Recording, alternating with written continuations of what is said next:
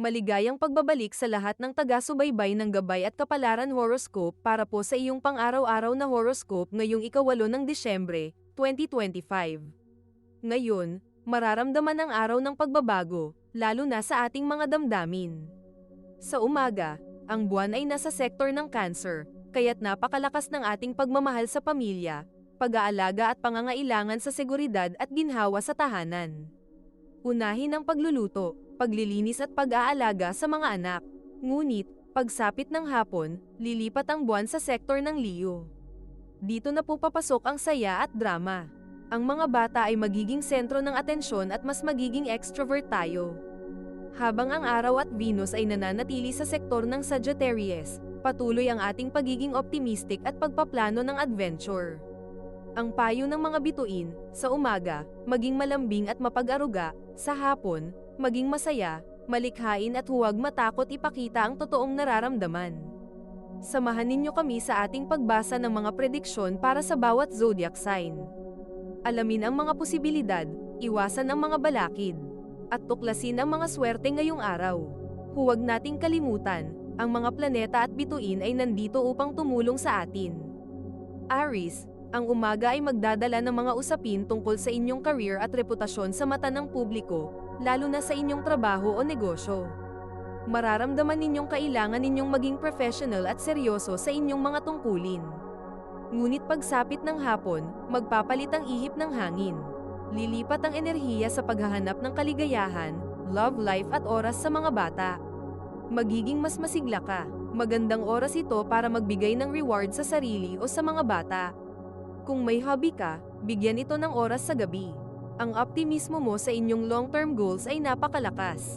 Taurus, ang unang bahagi ng araw ay magiging busy ka sa mga maikling biyahe, pag-aasikaso ng mga paperwork, o matinding pakikipag-ugnayan sa mga kamag-anak.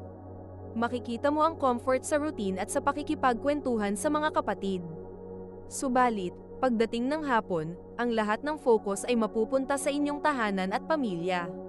Maaaring kailanganin mong maglinis ng masinsinan, mag-ayos ng kwarto o kaya'y resolbahin ang isang matagal ng isyu sa mga magulang. Huwag kang magpadala sa drama sa bahay. Ang susi ay ang pagiging maalaga at huwag maging masyadong matigas ang ulo. Gemini, magiging mabigat ang pakiramdam tungkol sa financial matters ang umaga ninyo. Posibleng may kailangang bayaran o may budget na kailangang ayusin. Magiging maingat ka sa pera. Pero, ang hapon ay magbabago agad sa inyong paraan ng pakikipag-usap.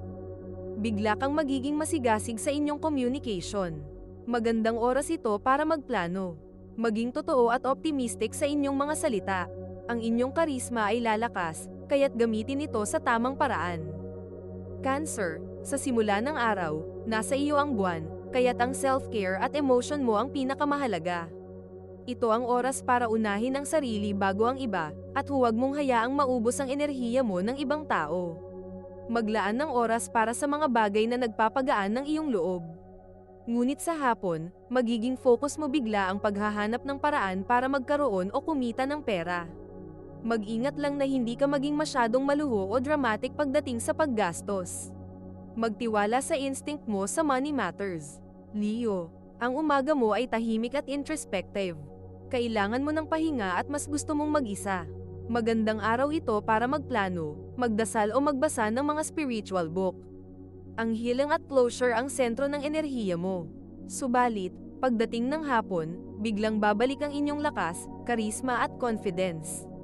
Ito na ang oras para bumangon muli at simulan ang mga proyekto mo.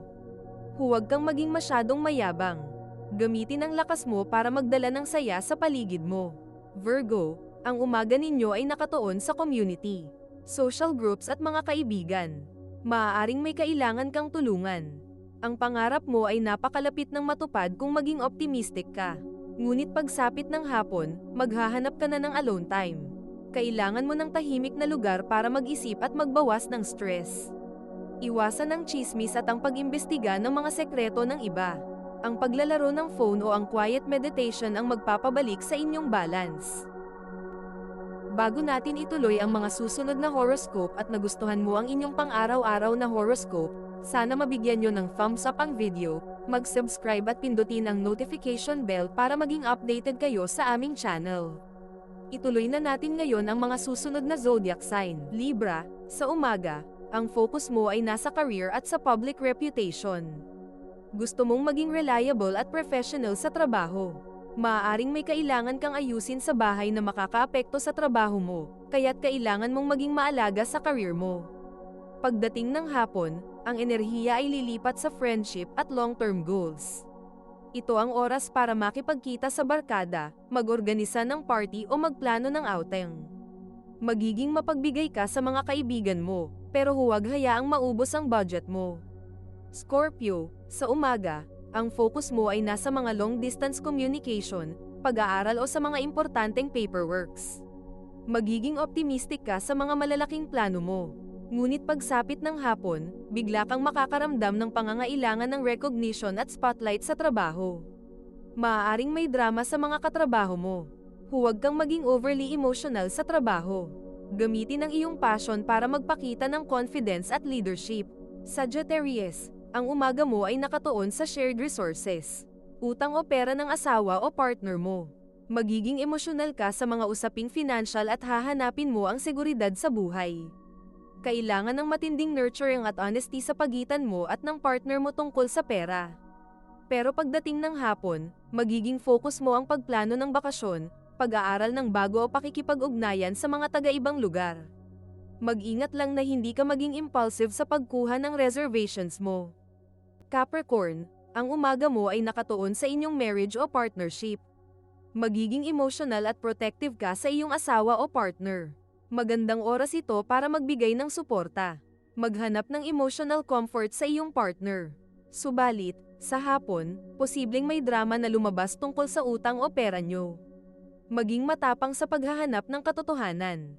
Huwag kang magtago ng anumang financial secret para maiwasan ang drama. Aquarius, sa umaga, ang focus mo ay nasa inyong kalusugan at pang-araw-araw na routine. Magiging mas maalaga ka sa iyong sarili. Mag-ingat na magkaroon ng sakit na galing sa stress. Sa hapon, ang iyong asawa o partner ang magiging sentro ng drama o excitement. Magkakaroon ng emotional intensity sa relasyon. Maging generous sa pagbibigay ng atensyon, pero huwag hayaang maging self-centered ang partner mo. Maghanap ng balanse sa inyong relasyon. Pisces, sa umaga, ang focus mo ay nasa mga bata at love life. Magiging emosyonal at protective ka sa iyong mga anak. Magandang oras ito para magluto at magbigay ng comfort sa mga bata. Pero sa hapon, magiging focus mo ang kalusugan at pag-aasikaso sa iba. Posibleng kailangan mong ayusin ang schedule sa bahay. Huwag kalimutang magpahinga. Ang iyong optimism sa career ay nakakatulong sa stress mo. Ito ay isang gabay lamang at nasa inyo kung paano ninyo tatanggapin ang horoscope para sa araw na ito. Kung nagustuhan ninyo ang iyong horoscope, paki-thumbs up at mag-subscribe sa aming channel at pindutin ang notification bell para maging updated sa aming mga pang-araw-araw na horoscope. Salamat sa panonood at hanggang sa susunod, naway palagi kayong gabayan ng mga bituin at naway mapuno ang inyong mga puso ng hiwaga.